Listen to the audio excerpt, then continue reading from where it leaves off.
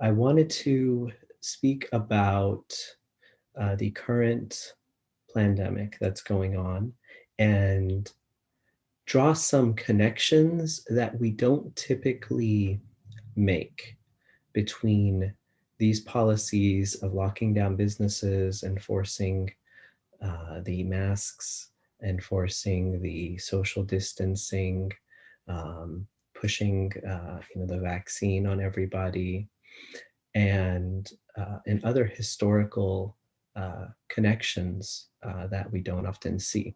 So if you've been following me for a while and have seen some of my earlier posts, you've seen some of the connections that I've made between things like 9/11 and the COVID lockdowns. Okay, and so this is an important connection for all of us to make, so we recognize the extent and depth of uh, of the dark forces that we are facing. Okay, and so it's important to know, obviously, what's on the outside is also a reflection of what's on the inside. So something that I am dealing with myself. And so, but having that awareness of the extent of the darkness on the outside can give us some important hints as to, how much, inner work that we all, including myself, need to do. And so with regards to that, I want us to recognize that the same forces that are inflicting this global pandemic, this uh, global dictatorship that is being pushed more and more on Western democracies, um, these are the same forces that were responsible for slavery. Okay, so obviously, I'm not saying it's the same individual people. Obviously, we're talking about generations ago. But slavery is continuing today, so it's a new form. Okay, but it's the same mentality, it's the same energy, it's the same power structures that are enforcing these lockdown and mask mandates and social distancing and the vaccine. So these are the same forces that inflicted slavery, and that are continuing to inflict a new type of slavery. So before, at least the way we learned it here in the US, slavery was inflicted by white people on Black people. Okay, and that's an important, huge aspect of slavery, an important aspect of our collective consciousness. I think not just in the US, it also um, impacts other Western democracies in their own way. But um, you know, my experience, here in the U.S. is that the slavery that we saw is also, those same forces have continued. Um, their power, has continued, and it's on the surface. We see this consolidation of more and more power. On the surface, it seems to be growing, but those of you who've been following me know that there's a deeper energy, a more powerful energy that we all have access to, that these power structures do not. And so, as long as we can tap into that, then we don't have to worry. So, it's that power of love that we all need to be aware of, and to reflect, in our daily lives. And so, that being said, slavery, the genocide of the Native Americans. Okay, so it's the same energy that inflicted uh, this genocide on natives that is looking to lock down society. Okay, Martin Luther King. We just had Martin Luther King Day about 10, 12 days ago here in the US. So Martin Luther King was assassinated by the same powers that are inflicting this global lockdown. Okay, so if you look at, the unclassified documents that were revealed, you'll see that it's the same deep state elements that are running this COVID lockdown, who assassinated Martin Luther King. It's the same elements that are enforcing these policies who also assassinated John F. Kennedy. It's the same forces who also assassinated Bobby Kennedy Sr., who was on his way to becoming the next president of the United States before he was assassinated. And so these are not lone gunman events. Okay, so each of these scenarios were inflicted, by those who do the research. I know Bobby Kennedy Jr., God bless him, he's spoken about this.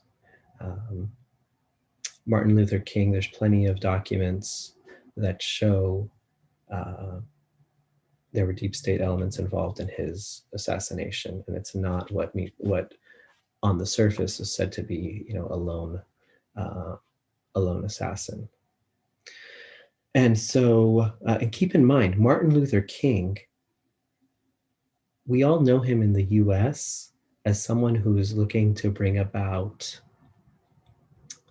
rights for African Americans, which he was very, very passionate about. Okay, but Martin Luther King evolved to fight for more than just the rights of African Americans. Okay, he then became an advocate for oppressed peoples around the world. He was one of the biggest opponents of the Vietnam War in the US. Okay, he was not popular when he was killed. Okay, so it's important for us to keep that in mind. And then beyond the Vietnam War that he was speaking out so courageously against, then he began to take on issues of oppression, not just around the world, but also here in the US. He led the Poor People's March in 1968. In April of 1968, that's when he was assassinated, when he began to take on the establishment here in the US against the American people, when he recognized the huge class divide in the US and he saw how wealth was being stolen and continues to this very day. But he recognized that wealth was being stolen from poor people, poor white people, poor Black people, poor minorities in the US, and given to the elites, to, people say the 1%, but it's smaller than 1%. I think a more accurate description would be the 1% of the 1%, for those of you who like numbers like I do. But power was transferred to the elite, and that continues to this very day. Okay, what are we seeing happening with the riots in that were under the guise of rights for African Americans?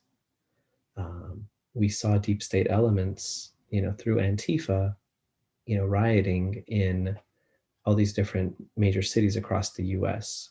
Okay, as Catherine Austin Fitts points out, 34 of the 37 cities that had riots were cities that housed branches of the Federal Reserve in those cities. Those were places that had riots. The businesses that were looted and rioted were in prime locations in these major cities, and now that they've been thrashed completely, those businesses are going to be bought at, if they haven't already been bought already, at a much lower cost than they otherwise would have been. And they're going to be bought out by the Amazons, the Microsofts, the big banks. They're going to be buying out these businesses and making them part of the deep state establishment. Okay, so it's important for us to witness this. Sure, on the surface, it seems like they're consolidating power. However, keep in mind that they're operating at an energy frequency that is very poor. So they're operating, from a place of fear, from a frequency of materialism, looking at everything on the surface, not seeing the deeper connections, the deeper soul level, both within each and every one of us, but then also within our collective as a whole. And so it's important for us to recognize that these are the same elements that are inflicting COVID policy all around the world, through the WHO, through the CDC, and through the different health institutions, the Chinese CDC, all around the world. Okay. I come from an Iranian background, and even in Iran, that on the surface, you say, okay, oh, so this is an enemy of the US. And yes, in some fashion, they are diametrically opposed. However, Rockefeller medicine has penetrated Iran just as much as it's penetrated other countries around the world as well. So through the medical paradigm, Iran is no different than the US, it's no different than Canada, it's no different than China. They're all following the Rockefeller medical paradigm at the expense of their own traditions. Okay, so I'm talking about these governments. These governments are sacrificing their own traditions. In the US, we're sacrificing Native American medical traditions. In Iran, they're sacrificing Iranian medical traditions going back to Ibn Sina and prior. In China, they're sacrificing Chinese holistic medicine. In India, they're sacrificing Ayurvedic medicine. So as I talked about in an earlier video, none of these medical paradigms recognize a virus as being capable of transmitting disease, okay, let alone this virus. So any virus, these medical paradigms don't recognize them. Okay, so I want us to draw these connections. And then 9/11, okay, so as I talked about in an earlier post of mine a few months ago, okay, World Trade Center 7 came down on its own. It was a controlled demolition. All right, and if we investigate the other two buildings that were hit by planes, there's many architects, engineers, who've researched that as well, and who've been able to recognize that both of those were controlled demolitions as well. And so I want us to make these historical connections, and for all of us to be able to be more cognizant of the extent and the scope of these dark forces that are in our society. Because once we can see them, once we can bring them to light, then they don't have control over us, right? So it's like our inner shadows. So the more we can bring it to light, the less control it has over us. And so it's something that I'm still working on myself. That's an important part, a huge part of the work that we need to do. So I don't want us to feel like all we need to focus on is what's going on in society. So, the inner work is definitely more important, because if we can transform the inner, then we can transform the outer. Okay, there's a wise saying that says, surely God will not change the condition of a people until they change the condition of themselves. Okay, and so you can call it God, higher consciousness, higher self, um, the infinite, the beloved, whatever you want to call it. So I wanted to share this with you all today.